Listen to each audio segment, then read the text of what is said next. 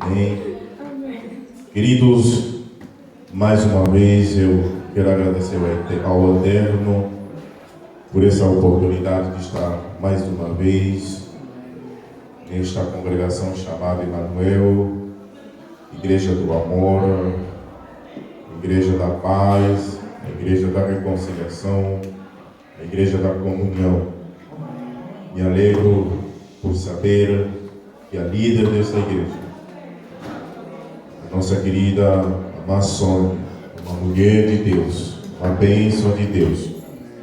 Embora esteja ausente, mas nós sentimos o carinho, o amor dela. Amém? Quero agradecer a ela, ao seu esposo, esse homem também que tem sido o braço direito desta mulher, também líder dessa igreja, por essa oportunidade de estar aqui para ministrar a palavra do Senhor. Quantos não me conhecem? Quantos não me conhecem? Quantos?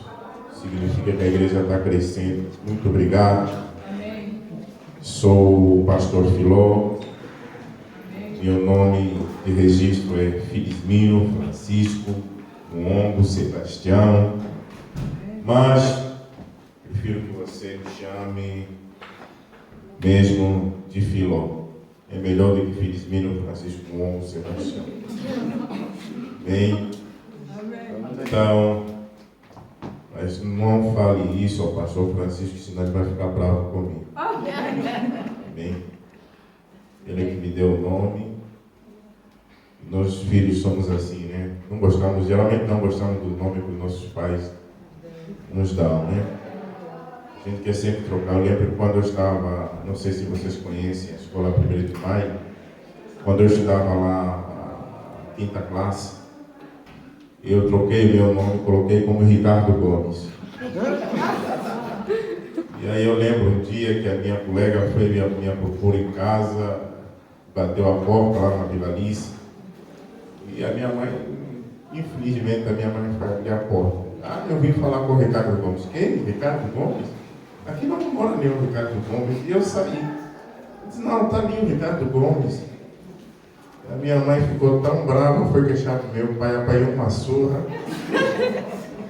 E eu tive que trocar o meu nome novamente. Deixei mesmo por Filismino Francisco Mwongo Sebastião. Mas pronto, já me acostumei. Fazer o quê?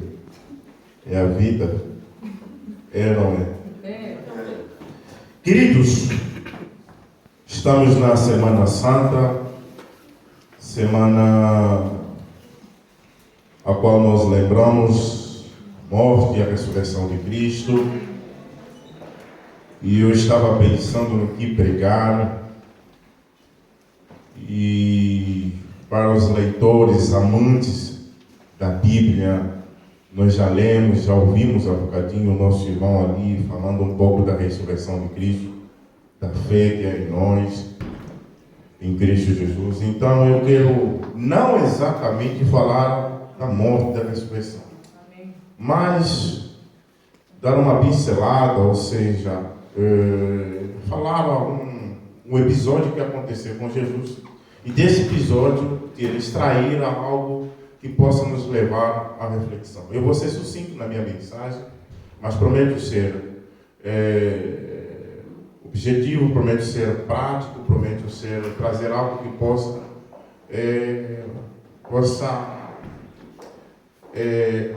trazer uma lição para a sua vida. Amém.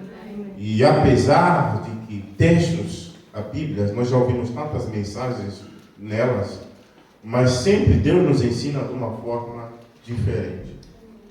E eu vou tentar, não sou tão assim, mas eu vou tentar ser pedagógico hoje na questão desse texto. Amém? Amém. Abra comigo na sua Bíblia. Eu já não vou orar, porque o nosso evangelista amado orou pela mensagem, orou pelo pregador. Para quem não me conhece, eu cortei o raciocínio, sou o pastor Filó, não presidente. Muita gente costuma me chamar de presidente, mas presidente só há um, o nosso ministério, que é o reverendo Francisco Mwongo Sebastião. Amém. Eu sou o pastor do Departamento da Juventude. Amém? Então, sou pastor do Departamento da Juventude e todas as igrejas que fazem parte do Ministério Marco Lúcio, eu sou o pastor desses jovens. Amém. Então, estou aqui há mais ou menos um mês. Aproveitei as férias, também não só as férias, mas roubei um pouquinho mais de tempo. Já fugi do tempo das minhas férias, que é para estar aqui, resolver algumas situações familiares. Amém. Os meus filhos vão morar aqui, vão estudar cá, e então estou resolvendo a questão dos documentos. E sabe como é que é essa coisa do CEF? Demora um pouquinho. Tem documentos que eu estou à espera do Brasil, ou seja, de Angola, que só vão chegar essa semana. E eu tenho entrevista dia 24, lá no CEF, e depois só poderei ir embora mesmo uma semana antes do meu aniversário, lá para maio, dia 16 de maio. Amém. Então, vou ficar um bom tempo aqui com vocês. Amém. Mateus capítulo 27, versículo 17. Quantos de vocês conseguiram assistir a conferência da juventude em Angola? Quantos pela internet conseguiram acompanhar? 27, versículo 17. Vamos ler apenas um versículo. Vocês não acompanharam a conferência da juventude? Nem o Carlos? Não sabia que estava transmitindo. Meu Jesus, Carlos, você vai para a disciplina. Meu amado, no final do culto, líder, me faz lembrar que é para pegar a carteirinha de membro dele. Porque a partir de hoje ele vai para a disciplina. 5 anos na disciplina. Limpando o banheiro da igreja.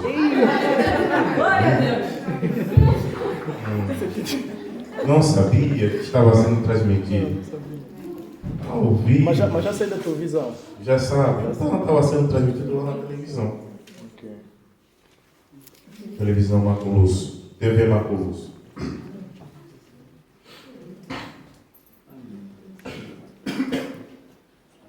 Mateus capítulo 27, versículo 17. Diz assim, posso ler? Amém. Já achamos? Amém. Quem não achou, diga misericórdia. Vai depois do livro do Apocalipse, vai achar. Amém? Está lá o Mateus, o livro de Mateus. Diz assim, portanto, estando eles reunidos, disse-lhes Pilatos, qual quereis que vos solte? Barrabás ou Jesus chamado Cristo? Mais uma vez, versículo 17. Portanto, estando eles reunidos, disse-lhes Pilatos, qual quereis que vos solte? Barrabás ou Jesus chamado Cristo? Amém. Amém. Tome seu assento, minha querida e meu querido amado irmão.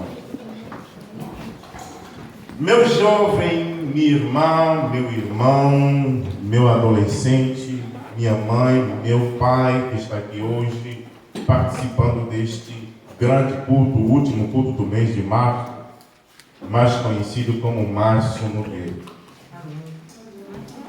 Amados, esse texto, ela é um texto maravilhoso, um texto que nos relata os últimos momentos de Jesus. Jesus estava a caminho de Gólgota, estava a caminho de ser crucificado, mas ele passou por uma trajetória. Se você ler o capítulo, ou seja, a partir do capítulo 1, que fala sobre o nascimento de Jesus e tudo mais, sobre como foi o nascimento de Jesus através de Maria e José. Se você acompanhar o ministério de Jesus, você vai se encantar com o ministério de Jesus. Foram apenas 3 anos, mas foram 3 anos bem vividos. Foram 3 anos em que Jesus realizou grandes milagres. É impossível você ler a Bíblia, principalmente para não falar o livro de Isaías, a qual o profeta Isaías, e eu me encanto com a história de Isaías, porque Isaías foi o único profeta que teve o privilégio de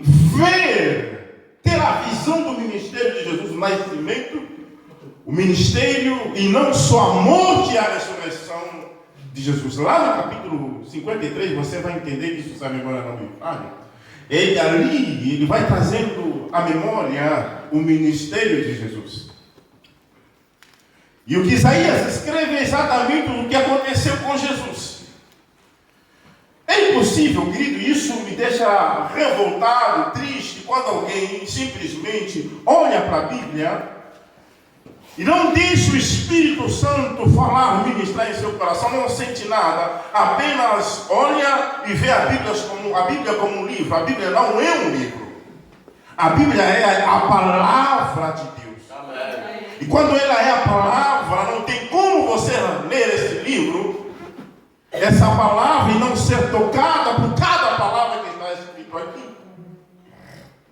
E quando eu leio capítulo 1 até o capítulo 28, que termina o ministério de Jesus, do livro de Mateus, é algo que me chama a atenção, é algo que me faz refletir, entender o porquê que Jesus, mesmo eu, sendo uma pessoa tão má, uma pessoa que estava morta, destruída, que estava na mão do inimigo, mesmo eu sendo pecador, mesmo eu não valendo nada, mesmo assim, Deus deu seu Filho amado, a qual não havia nele pecado algum, e disse: filho, vai, por amor ao Filho, vai e resgata o Filho da mão do inimigo, porque eu amo o Filho.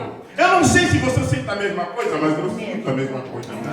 E quando eu lembro do amor de Deus, e aí a Bíblia fala que ele veio para os seus, mas os seus não o receberam. E João diz que mas a todos aqueles que o receberam, deu-lhes o poder de serem feitos filhos de Deus. Amém. É encantador isso, meus queridos amados irmãos. Isso é algo maravilhoso.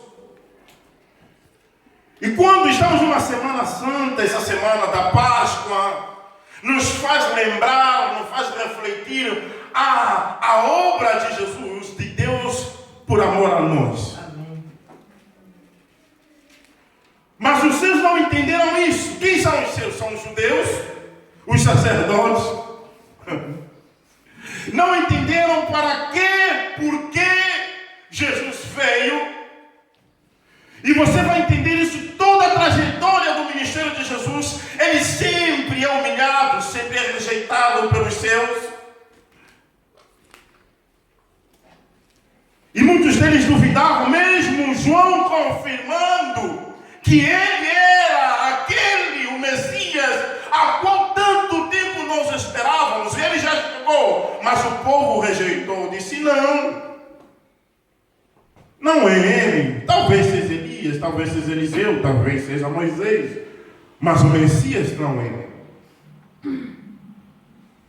E aí você vai vendo Jesus fazendo, realizando, ressuscitando, transformando água em vinho, que é o seu primeiro milagre. Você vai vendo Jesus seguindo, ou seja, uma grande multidão seguindo Jesus, não porque estavam maravilhosos por aquilo que Jesus estava fazendo, porque estavam à espera de alguma coisa de errado que acontecesse com Jesus, para tramar, para colocar ele na prisão. E Jesus, inteligente, homem, porque a Bíblia diz que ele era 100% homem e 100% Deus. Mas não havia nele pecado algum. Pronto. Vamos entrar no texto que nós acabamos de ler. Jesus estava diante de Pilatos, levado pelos sacerdotes, levado pela multidão. E você imagina, lembra, meus queridos amados irmãos, que essa mesma multidão que estava ajudando Jesus é a mesma multidão que seguia Jesus, acompanhou Jesus desde o início do seu ministério. Por isso que eu digo, cuidado com aqueles que você anda. Nem todos aqueles que te batem no ombro querem, na verdade, o seu bem. Cuidado. Essa multidão que estava com Jesus, que andava, acompanhava Jesus, é a mesma multidão que leva Jesus até Pilatos. Julgam Jesus. Queriam que ele fosse julgado, que ele fosse preso, que ele fosse morto. E diante de Pilatos, os sacerdotes diziam a Pilatos: Pilatos, aqui está o homem chamado Cristo, que diz que é o Messias e que veio porque não sei o que mais, porque é o rei e tal, querendo obrigar Pilatos a julgar e colocar Jesus preso. Mas a Bíblia diz, no capítulo, ou seja, no versículo anterior a esse que nós lemos, a Bíblia diz que o próprio Pilatos se maravilhou com Jesus. Antes da mulher dizer a Pilatos: Pilatos, não faça nada contra esse homem, porque em sonho eu me perturbei, ou seja, fiquei perturbado, esse homem me apareceu. Ou seja, em sonho, e eu fui alertado para que você não fizesse nada contra esse homem. Antes disso, esse homem chamado Pilatos, governador, abriu mão, ou seja, ele ficou maravilhado com Jesus, porque em Jesus não havia pecado algum. Mas no versículo 17, que nós acabamos de ler, diz que ele faz uma pergunta. O que diz o versículo 17? Alguém pode ler para mim? Vamos. Isso aqui é uma conversa. Nós vamos estudar junto a Bíblia para nós entendermos o que está escrito aqui. Alguém lê para mim, por gentileza. Eu vou cadenciar a mensagem, ou seja, eu vou ir nas calmas para a gente poder entender algumas coisas. Hoje não tem nada de pula-pula, amém? Vamos entender algumas coisas aqui. Portanto, estando eles reunidos, disse-lhes Pilatos: qual quereis que vos solte? Barrabás ou Jesus? Chamando Cristo. Amém. Pilatos deixou isso, ou seja, ele abriu mão, lavou as mãos e colocou Jesus nas mãos do povo. Bom, ele é o vosso rei, ele é o vosso Messias. Vocês vão decidir. Porque antes o povo começou a gritar: solta Barrabás, solta Barrabás. Mas como era uma época de Páscoa, era uma época de festa, e então a Bíblia diz, a história diz que naquela época, Pilatos, todo ano, nessa mesma época, ele soltava um preso. E então, como Jesus estava sendo julgado, e ele tinha que soltar algum preso, não importa quem for, mas algum preso, mas ele se sentiu maravilhado, ele se sentiu, ou seja, ficou encantado com a inteligência de Jesus. Mas ele disse: pronto, o mesmo povo que trouxe Jesus é o mesmo povo que provavelmente vai soltar Jesus, porque aqui está o povo, está os sacerdotes. E eu creio que esses mesmos sacerdotes e o povo se encantaram com a inteligência dele. Então eu vou deixar isso na mão do povo. Talvez o povo vai escolher Jesus, porque Jesus é muito mais inteligente que Barrabás. Mas quando ele diz: qual dos dois escolheis? Jesus ou Barrabás? Ele ouve a resposta que provavelmente, eu creio nisso piamente, que ele não esperava isso, que o povo decidisse Barrabás. Aí houve um barulho: Barrabás, Barrabás. Barrabás em aramaico significa filho de um pai. Barrabás, filho, é hebraico, desculpa, filho de um pai. E o povo gritava: Barrabás, Barrabás, Barrabás, Barrabás, Barrabás, Barrabás.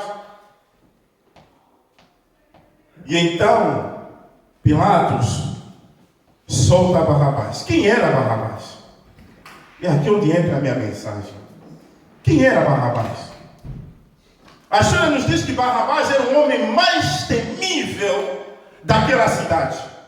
Um homem cruel, ladrão, um homem que matava, um homem que não tinha pena de ninguém. Aonde ele chegava, qualquer cidade onde ele entrava, o povo saía correndo com medo, porque sabia que chegou Barrabás, e Barrabás chegou para destruir, roubar, matar e desfazer tudo. Não tinha alguém que não tinha medo de Barrabás. Todo mundo tinha medo de Barrabás. Barrabás era mau, era mercenário, ele destruía, ele acabava com tudo. E o povo sabia disso porque Barrabás foi preso matando alguém. Até os próprios soldados romanos tinham medo de Barrabás. Sabiam quem era Barrabás. Barrabás era forte, grande, mas esse Barrabás matava mais de 100 só de uma vez. Era forte, matava, roubava, destruía, estuprava. Mas a Bíblia diz que o povo achou por bem escolher Barrabás do que Jesus. Que há uma diferença grande, enorme, entre Barrabás e Jesus. Conforme eu disse, Barrabás, mercenário, assassino, ladrão, estuprador. Mas Jesus, não há nele pecado. Pelo contrário, só há vida, esperança, paz.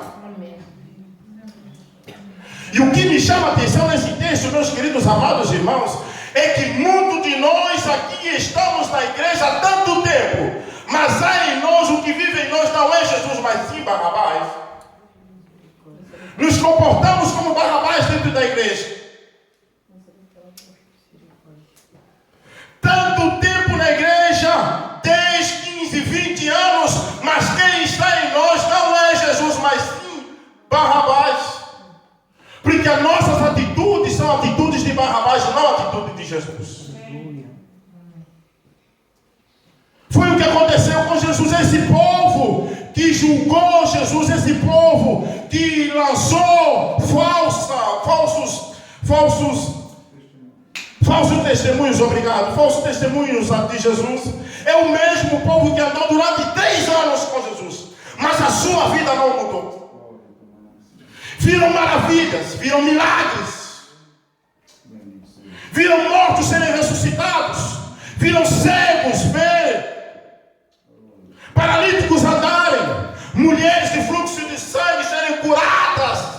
Mas mesmo assim, esse povo que andou com Jesus, nada mudou na sua vida, porque em 3 anos Barrabás ainda estava dentro deles.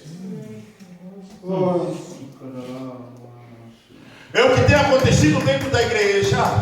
Pessoas que cantam, que pregam, pessoas que vêm na igreja e que falam línguas estranhas, provavelmente não sei que línguas estranhas é essa, porque dos seus não são, deve ser do diabo, só o diabo entende. Tanto tempo dentro da igreja, mas não é Jesus, me perdoe. Não é Jesus que vive dentro dele, porque a atitude dele não é atitude de cristão, não é atitude de Jesus, mas sim atitude de paz. Me perdoe se estou sendo duro contigo, mas eu estou falando de acordo à palavra de Deus. Amém.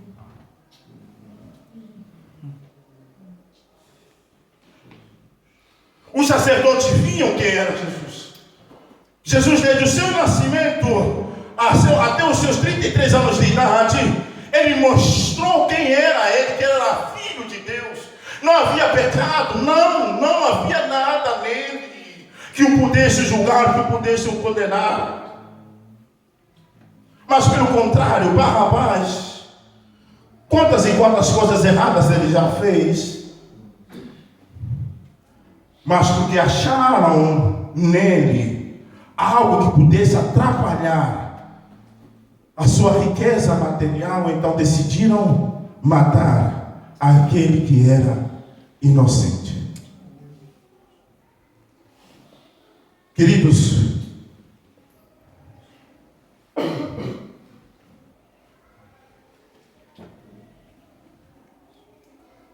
o tema da minha mensagem hoje é: qual é a sua escolha? Barrabás ou Jesus? Qual é a sua escolha? Barrabás ou Jesus?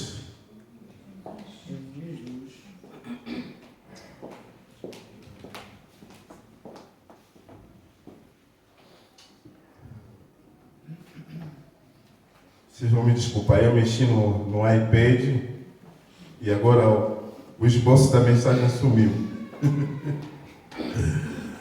Ai, meu Jesus amado. É sempre bom papel, não é?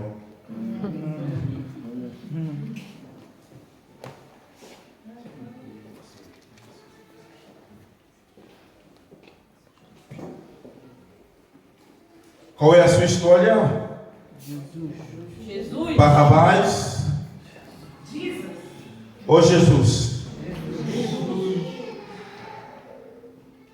Qual é a decisão que você vai tomar hoje? A quem você escolherás hoje, Jesus ou Barrabás?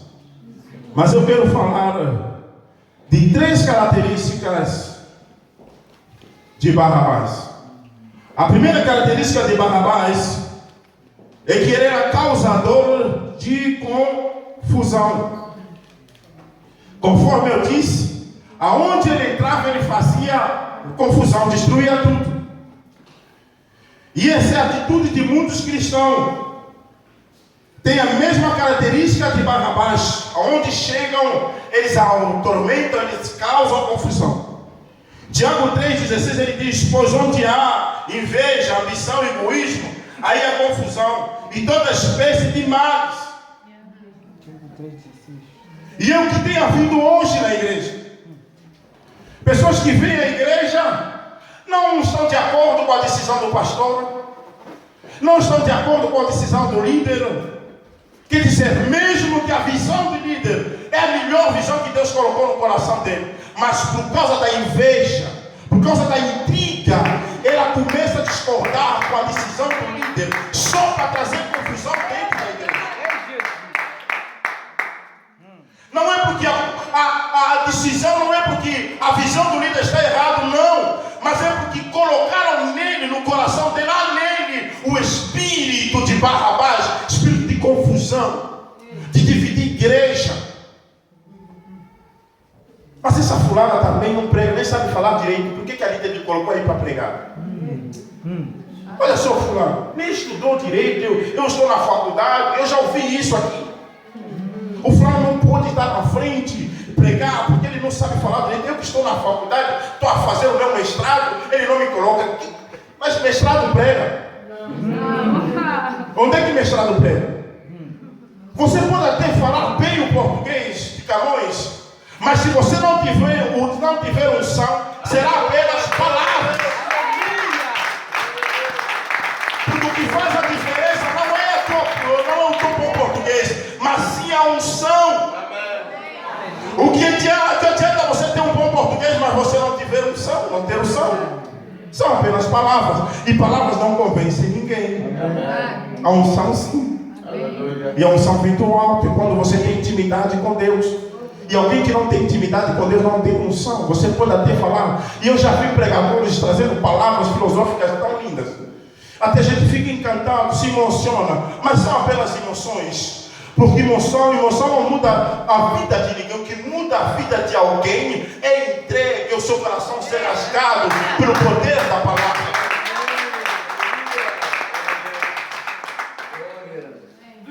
E tem pessoas aqui assim. Espero que aqui no Emmanuel não haja isso.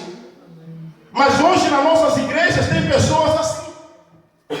Pessoas que só entraram na igreja para trazer intriga, trazer confusão. Nunca concorda com nada. Para ele tudo está errado, tudo está mal. Como é que foi o culto? Hoje o culto. Pregador. Organização do culto, a liturgia do culto. A moderadora então nem sabia quem chamar, como é que foi, não sabia quem ia cantar, começou a se enrolar toda. Hoje não sentiu o Espírito. Não, você não é porque você não sentiu, você já não tem o Espírito Santo.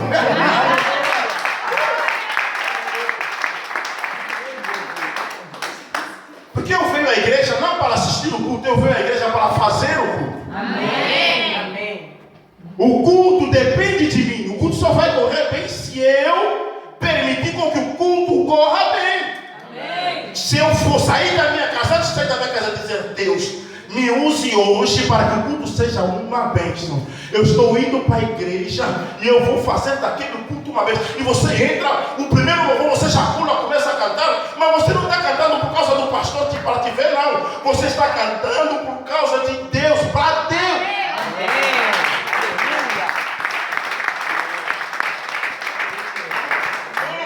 Porque o culto é para Deus, não é para o homem.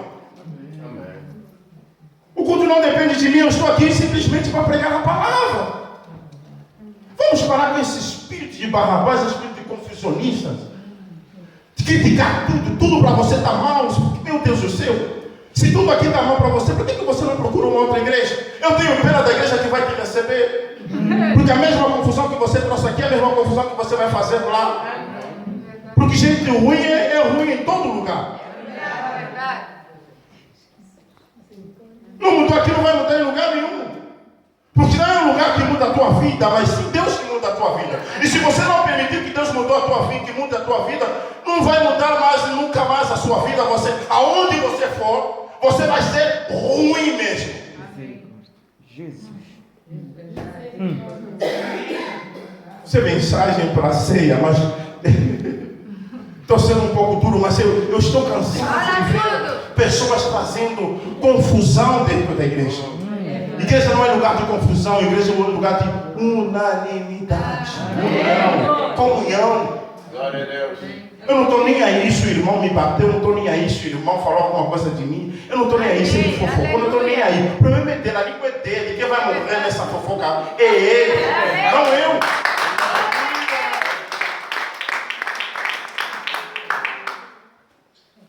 Segunda característica de Barrabás.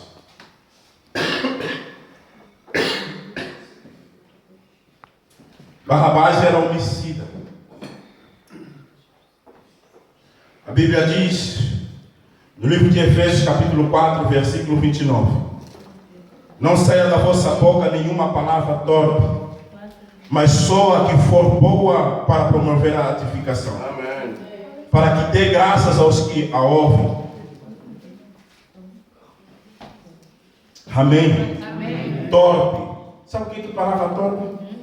Desonesto, nojento, aquele que contraria, ofere ou insulta os bons costumes.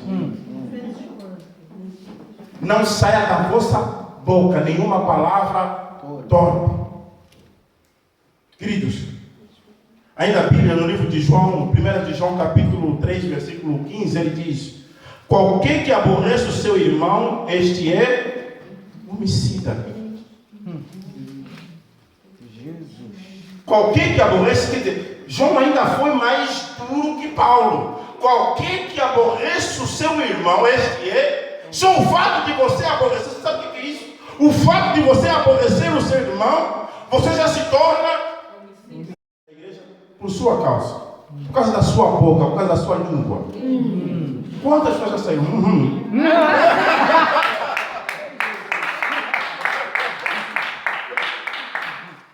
Quantas? Ela saiu porque quis. Eu não tenho culpa, o problema é dela. Eu estou na igreja, se ela sair, o problema é dela. Eu tenho problema. Não, minha filha. Aonde ela foi, tudo bem, não tem problema. Ela tem, provavelmente pode até ir para o inferno. Mas você vai encontrar lá. Você pode até ficar na igreja, mas você vai encontrar lá. Não é eu que estou dizendo, é a Bíblia. Porque olha o que Paulo diz. Não é eu que disse isso. Paulo disse: olha, qualquer que aborrece o seu irmão é homicida. Só o fato de você aborrecer, só o fato de você falar coisas estranhas. E olha, meu Deus do céu, às vezes eu digo mesmo: olha, me desculpa dizer isso. Talvez, provavelmente eu esteja errado. Mas eu falo isso por experiências da vida. Olha, às vezes o cristão é mais linguarudo que o ímpio. É verdade. Às vezes. É verdade. Meu Deus do céu, o povo fofoqueiro, o povo linguarudo, o povo homicida, o povo maldoso. E eu pergunto, são cristãos ou são barraquistas? Só veja, eu vi, nem vi sua irmã, estava lá com o irmão lá no Colombo, pronto. Eu vi a irmã fulana, estava abraçada com um jovem, estavam a se beijar, a se apertar. Só estava a dar, não estavam a se beijar, nem se apertar, já começou a inventar. Você está a matar a fé do irmão. É verdade. Está vendo a irmã fulana? A irmã fulana fez isso. A irmã fulana fez aquilo. A irmã fulana é isso. A irmã não tem. A outra nem quer mais, não, minha irmã, vou ter que sair agora. Não, espera, estou indo na tua casa, vou te contar direito. Espera, vai chegar já. Você está matando. Aleluia. Você é o espírito de Barrabás. Para com isso, meu irmão. Igreja não é isso. Igreja é lugar de paz, é lugar de alegria, é lugar de unidade, é lugar de comunhão. Meu irmão, esse espírito de Barrabás tem que ficar lá fora, não dentro da igreja. E quando eu digo dentro da igreja, eu não estou dizendo entre essas quatro paredes, não. O que adianta você ser um bom cristão dentro da igreja aqui, hein? Nesse espaço físico, e quando na tua casa, na tua faculdade, no teu serviço, você é pior do que qualquer ímpio. Certo dia eu fui ao banco BPC, fui levantar um dinheiro e pronto, uma irmã me reconheceu, eu estava na fila, estava lotadíssimo, era aqueles dias entre final do mês e começo do mês, e quem conhece agora sabe que BPC é uma tragédia, aquilo não é um banco, aquilo é uma praça. E estava lotadíssimo, e eu tinha que levantar aquele dinheiro para fazer uma transferência e para fazer um depósito para resolver uma questão de um documento ali. E eu estava na fila e a irmã me viu lá do balcão. E ela disse, ela saiu correndo do balcão e disse, pastor Filó, não, pastor Filó, não fica na fila, eu vou te atender. Eu saí meio envergonhado, mas também feliz da vida. Né? Porque eu passei na frente de muita gente, mas é mesmo assim. Né? Então pronto, eu fui lá feliz da vida, olhando para as pessoas. Cheguei no balcão e a menina começou a fazer tirar o dinheiro, me pediu o número da conta, eu passei para ela. A menina que estava lá me disse, quem é esse moço? Você disse, não, meu pastor, o pastor da minha igreja. Você é da igreja? Eu disse, não, eu sou da igreja. Você é da igreja? Não acredito. Não, eu sou da igreja, ele é meu pastor. Você é da igreja? O que você faz daqui? Você é da igreja? Ela não sabia onde enfiar a cabeça. Estava diante do pastor dela. Jesus. Se eu fosse ela, eu não chamaria o pastor Filó. Eu fingia que não conheço o pastor Filó. Porque para ela foi vergonhoso. E pior ainda, para mim que sou pastor dela. E quando ela me perguntou se eu sou mesmo pastor dela, eu fiquei a gaguejar, não sabia. Porque até eu tinha vergonha de dizer que eu sou pastor. Eu só disse para ela, não, eu sou líder dela. Mas líder de quem? Eu disse, não, sou líder. Mas líder de quem? Eu disse, não, sou líder mesmo. Tanta vergonha. Porque tem crente que nos faz envergonhar. Às vezes você tem orgulho de ser pastor, de andar por ali e ver uma irmã te cumprimentar, pastor, mas quando você ouve o testemunho daquela irmã, quer dizer, ela nem sabia responder, porque uma coisa é você ouvir na rua, que a fulana é isso, você nem liga, porque você pensa que é fofoca, mas quando ela é na frente da própria pessoa e ela fica com vergonha, quer dizer, você fica envergonhado. Você fica envergonhado. Você fica envergonhado. E tem pessoas assim. Na igreja é uma bênção, pula, línguas estranhas. Até mesmo que é línguas estranhas de mentira, ouvindo a mentira, a língua estranha dessas pessoas. Mas o testemunho de vida delas ou deles, meu Deus do céu. O que tem que habitar em nós é o Espírito de Jesus. Amém. É o cristianismo. Você tem que entender a real razão de Cristo ter morrido naquela cruz. Quando você coloca na sua mente, no seu coração, e você decide andar como Cristo andou, não foi em vão que Paulo disse, sede meus seguidores, assim como eu sou de Cristo. Quando você toma essa decisão, meu irmão, e alguém está falando isso hoje, Russell Shedd, ele disse que o nosso inimigo não é Satanás. Isso é a maior aberração que nos é ensinado. O nosso maior inimigo não é Satanás, o nosso maior inimigo somos nós mesmos. O nosso maior inimigo é de entender a real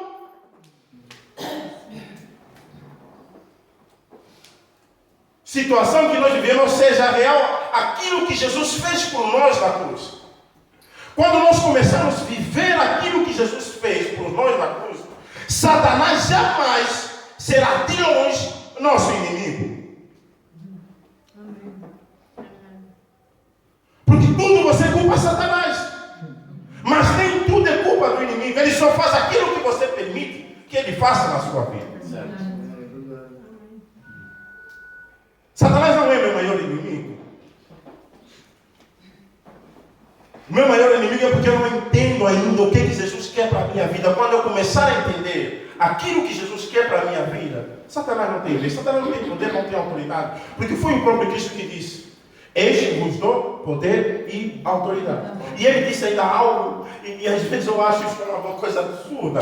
Ele disse que vocês farão coisas maiores do que eu fiz. Que coisa é essa? Jesus não estava falando algo que não é verdade, porque ele sabia, meus irmãos, eu vim para vos colocar em vossas mãos poder e autoridade. O que eu estou fazendo não é nada daquilo que vocês podem fazer. E sabe por que não acontece milagre? Sabe por que algo no nosso meio não acontece? Sabe por que a gente fica toda hora chorando, e culpando Satanás por aquilo que acontece na nossa vida? É porque você não colocou em prática aquilo que Deus colocou nas tuas mãos. Amém. Porque Satanás não tem poder, não tem autoridade sobre a tua vida. Amém. Ele não tem autoridade de tocar na tua alma, não tem autoridade de tirar o que é seu, não tem autoridade de roubar a promessa que Deus colocou sobre a tua vida. Se o Pai cumpriu, ou seja, se o Pai prometeu, Ele vai cumprir em nome de Jesus. Amém.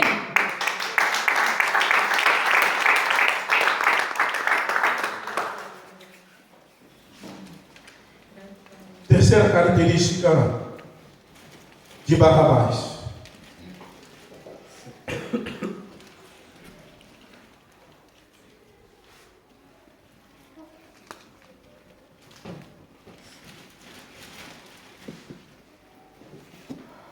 Primeiro ele é confusionista, homicida, terceiro, ladrão.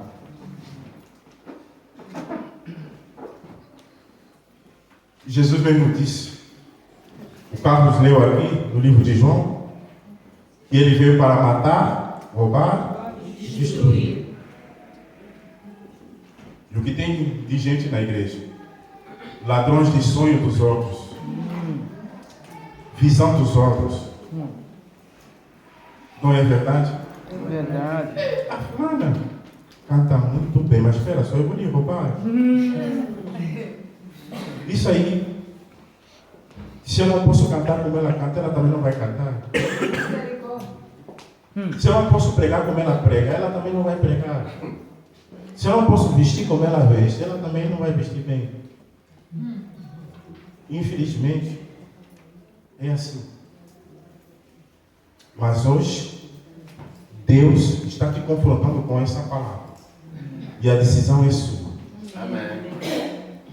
A quem você vai escolher hoje? Barrabás ou Jesus? Ou você prefere viver com essas características, esses valores inversos do inimigo?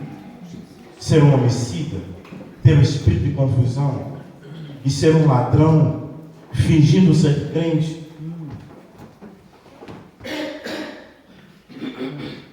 E você vai ver no capítulo 28 que quando Jesus diz ao Pai: Pai, por que me abandonaste? E no final ele diz: está consumado. E quando ele morre, a Bíblia diz que o véu se rasgou. E quando o véu se rasgou, tudo escureceu, e não só os que estavam mortos, não é o que eu estou dizendo, é o que a Bíblia diz. Os que estavam mortos ressuscitaram. E aqueles que estavam mortos que ressuscitaram, apareceram entre os vivos. E quando eles viram o que estava acontecendo, eles mesmos disseram: